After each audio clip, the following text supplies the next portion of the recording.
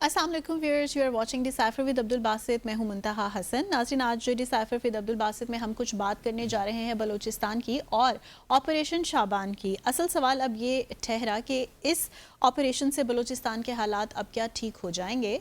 Show के second हिस्से में हम बात करेंगे भारतीय मुतनाज़िर फिल्म सतलुज की, जो कि रिलीज़ हुई फिर बैन हो गई। इस फिल्म को डिस्कस करने के साथ साथ हम मज़ीद भी बात करेंगे निजर के कत्ल की। इस कत्ल के हवाले से कुछ अहम डेवलपमेंट्स भी सामने आई हैं, अपने देखने वालों से वो डेवलपमेंट्स भी शेयर करेंगे। और प्रोग्राम के लास्ट पार्ट में बात होगी भारत और अफगानिस्तान के बढ़ते ताल्लुकात की। क्या अब इसको पाकिस्तान की अफगानिस्तान पॉलिसी की नाकामी समझा जाए क्या? आगाज़ करते हैं डिसाइफर का। वेलकम बासित साहब। जी बहुत शुक्रिया मुंतहा। बिस्मिल्लाहिर्रहमानिर्रहीम और डिसाइफर देखने वालों को अस्सलाम वालेकुम। जी बासित साहब, ऑपरेशन शाबान शुरू हो चुका है और अब तो उम्मीद की जा सकती है कि बलूचिस्तान के हालात ठीक हो जाएंगे। आप कितने पुरुमीद हैं? उम्मीद तो हम भी ही करते हैं कि हालात ठीक हो जाएंगे, लेकिन अगर माजी से कुछ सबक हासिल करें तो शायद जो ऑपरेशन शाबान है, अगर वो उसको अपने बाकी चीज़ों से अलग करके करेंगे तो शायद वो अपने मकासद हासिल ना कर सके, क्योंकि बलूचिस्तान का मसला कोई आज का तो नहीं है। माजी तल्ख बड़ा है और इससे पहले भी माजी में बहुत से ऑपरेशंस हुए बलूचिस्तान में। कोई नई डेवलपमेंट तो नहीं है ना, लेकिन अब उसमें तेज़ी ज़्यादा आ गई है। कुछ दहशतगर्दी के जो वाक़यात हैं, और भारत हुकूमत का और रियासत का तो ये फ़र्ज़ है कि वो जो भी मसला है बलूचिस्तान में उसको हल करे और अहसन तरीक़े से हल करे, क्योंकि बलूचिस्तान एक बड़ा अहम सूबा है और उसकी तरक्की में पाकिस्तान की तरक्की मुज़मिर है और उसको हम इग्नोर नहीं कर सकते, वरना बलूचिस्तान के लोगों को इग्नोर कर सकते हैं। तो ये ऑपरेशन शाबान अगर अपने मकासद हल कर सकता है तो हमसे ज़्यादा खुशी किसको होगी। बिल्कुल। लेकिन मैं अभी भी ये समझता हूँ कि शायद ये ऑपरेशन शाबान अगर आइसोलेशन में किया जाएगा तो शायद, जैसा मैंने पहले कहा, अपने मकासद शायद हासिल ना कर सके। मैं किस तरह देखता हूँ बलूचिस्तान की सूरत हाल को, क्योंकि इसकी बहुत सी जो होते हैं डायमेंशंस हैं। एक तो इंटरनल डायमेंशन है। इंटरनल डायमेंशन में कोई शक नहीं है कि बलूचिस्तान में बहुत ग्रीवेंसेस हैं और लोगों को एक वहाँ पसमानदगी है, इकनॉमिक अपॉर्चुनिटीज़ नहीं हैं, तालीम के मसाइल हैं, सेहत के मसाइल हैं। और तो वहाँ पे जब ये ऐसे हालात होते हैं तो एक फॉल्ट लाइंस क्रिएट हो जाती हैं और भारत जैसे मुल्क को मौका मिलता है कि वो इन फॉल्ट लाइंस को मज़ीद एक्सप्लॉइट करे। लेकिन इंटरनली देखा जाए तो गवर्नेंस के इशूज़ सीरियस इशूज़ हैं। लेकिन उसमें चलिए मैं किसी हद तक कह सकता हूँ कि जहाँ हमारी सियासत में कमज़ोरियाँ हैं, क्योंकि बलूचिस्तान देखिए ना तकरीबन 42% है पाकिस्तान के टोटल रकबे का, और जो आबादी है वो पाकिस्तान की 6 से 6.5% होगी और स्कैटर्ड है। रकबा बहुत ज़्यादा है, आबादी बहुत कम है। तो जब ये हालात होते हैं तो डेवलपमेंट मुश्किल हो जाती है। डेवलपमेंट उस तरह कॉस्ट इफ़ेक्टिव नहीं लगती इकनॉमिकली स्पीकिंग। लेकिन कुछ बातें ऐसी होती हैं जहाँ पे ज़्यादा इकनॉमिक्स का ख्याल नहीं रखा जाता बल्कि पॉलिटिक्स का ज़्यादा ख्याल रखा जाता है। तो माजी की हुकूमतों ने शायद इसका ख्याल नहीं रखा। लेकिन इससे पहले भी मिसाल के तौर, और फिर दूसरा एक और जो मामला है वो सरदारी निज़ाम इट्सेल्फ बलूचिस्तान के अंदर, चूँकि उस तरह एजुकेशन नहीं हुई, उस तरह डेवलपमेंट नहीं हुई, तो सरदारी निज़ाम की जो जड़ें हैं वो बहुत गहरी हैं। और मैं ज़ाती तौर पे सरदारी निज़ाम को भी एक बहुत बड़ी रुकावट समझता हूँ बलूचिस्तान की डेवलपमेंट में। सही। जहाँ हमारी सियासी नाकामी है कि हम बलूचिस्तान के लोगों को मेन स्ट्रीम नहीं कर सके, दूसरी जानिब सरदारी निज़ाम इट्सेल्फ वो भी एक बहुत बड़ी रुकावट है।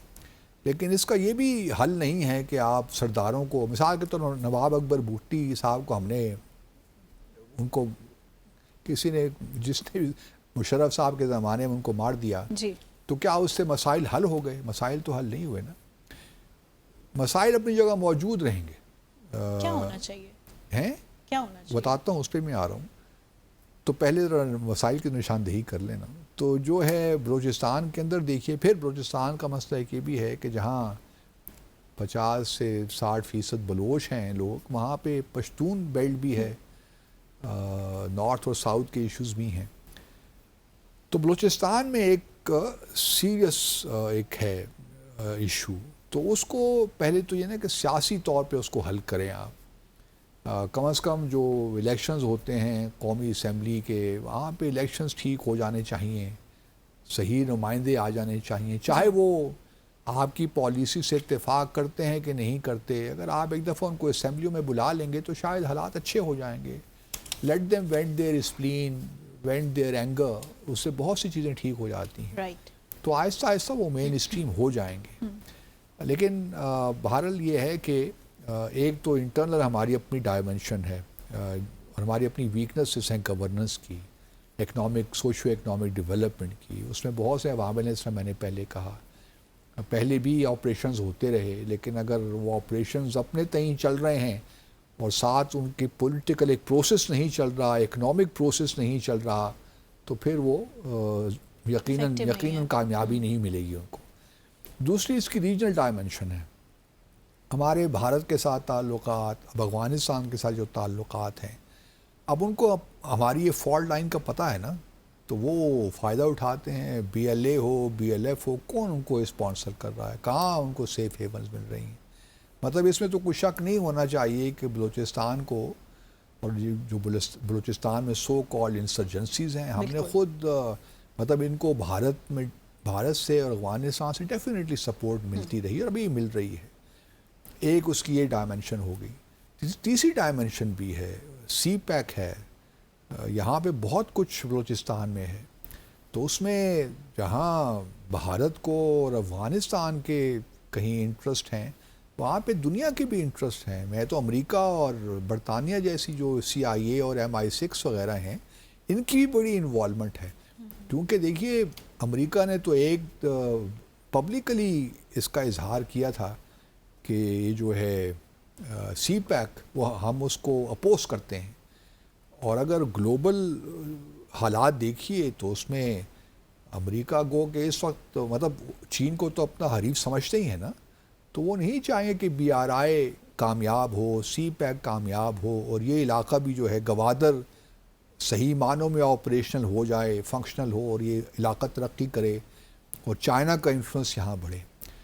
تو یہ تمام وہ ڈائمنشنز ہیں، انٹرنل، ریجنل اینڈ گلوبل، جو کہ بلوچستان کو، اور ابھی جو ایران وار ہو رہی ہے، ایران US وار، وہاں پہ جو ایران کا بلوچستان ہے وہاں بھی پرابلم ہے. اس کا اسپل اوور تو ہوتا ہے نا پاکستان پہ بھی.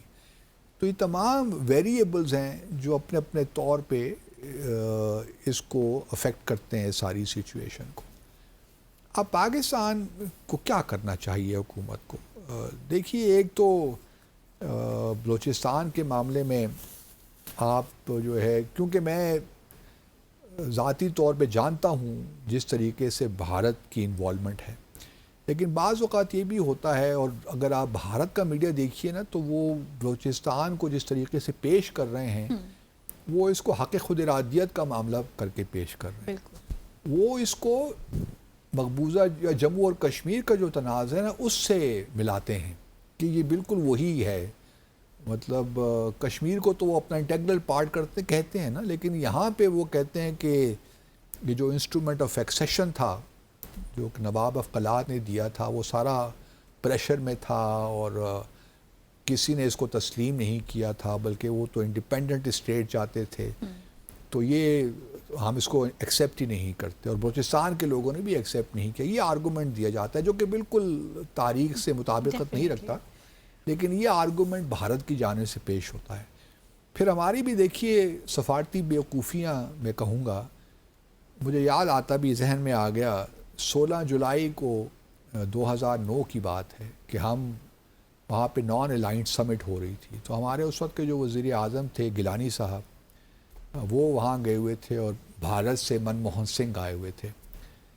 تو وہاں پہ ان کی سائیڈ لائنز پہ مارجن سے ملاقات ہو گئی، اور ملاقات اہم تھی کیونکہ 2008 کے واقعے کے بعد تقریباً تمام ہمارے جو رابطے تھے وہ نہیں تھے، تو وہ ایک مارجن سے ملاقات ہونا it self was a big development. اچھا، اس ملاقات کے بعد ایک جوائنٹ اسٹیٹمنٹ ایشو ہوئی. اس جوائنٹ اسٹیٹمنٹ کو اگر آپ پڑھیے تو اس میں دو باتیں بڑی اہم ہیں. ایک ہے اس میں کہ جی ہمارے پرائم منسٹر نے، گیلانی صاحب نے منموہن سنگھ صاحب کو بریف کیا بلوچستان کی صورتحال پر. اب مجھے کوئی سمجھائے، اور اس کو اس وقت پاکستان نے بڑی اپنی کامیابی کا قرار دے دیا کہ ہم نے جوائنٹ اسٹیٹمنٹ میں بلوچستان کا ذکر کر دیا اور بھارت سے مان گیا، جس کا مطلب یہ ہوا کہ بھارت نے یہ بات مان لی کہ ہم بلوچستان میں مداخلت کر رہے ہیں. ہم نے اس کو اس طرح انٹرپریٹ کیا، حالانکہ اس میں کوئی ایسی بات نہیں ہے. صحیح. ہم تو صرف اس اسٹیٹمنٹ میں یہ کہہ رہے ہیں کہ ہمارے وزیر اعظم نے بھارت کے وزیر اعظم کو بلوچستان کے حالات میں بریف کیا. تو اس سے یہ کہاں ثابت ہوتا ہے کہ بھارت نے یہ مان لیا؟ وہ تو آپ نے بریف کیا، ٹھیک ہے، انہوں نے آپ کی بات سن لی، بات ختم ہو گئی. صحیح. لیکن اس کا نقصان کیا ہوا کہ آپ نے بلوچستان کے ایشو کو ایک لحاظ سے انٹرنیشنلائز کر لیا. آپ کا انٹرنل ایشو تھا نا، ابھی بھی انٹرنل ایشو ہے، بالکل. آپ نے اس کو اپنے طریقے سے سالو کرنا ہے. ٹھیک ہے، بھارت کی انوالومنٹ بھی ہے، لیکن بھارت کے ساتھ کیا ضرورت تھی آپ کو ڈسکس کرنے کی؟ اگر آپ نے ڈسکس کرنا ہے تو آپ یہ ڈسکس کیجئے نا کہ آپ دہشت گردی کے جو معاملات ہیں وہ بھارت سپورٹ کر رہا ہے.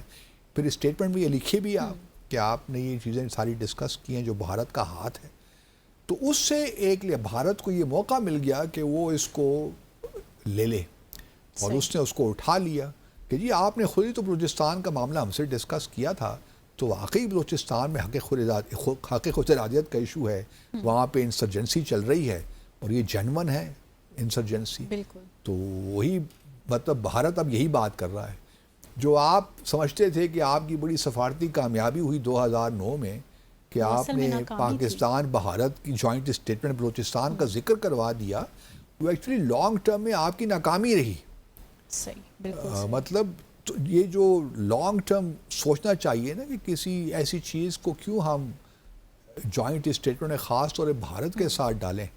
تو بہرحال اب یہ ایک معاملہ ہے، اور اس کو جب تک یہ ملٹی ڈائمینشنل ہماری اپروچ ہونی ہوگی نا، سیاسی بھی، اکنامک اپروچ، پولیٹیکل، کائنیٹک بھی، ایون اس کو میں رد نہیں کر رہا، جو دہشت گردم کے خلاف ہمیں جنگ لڑنی ہے.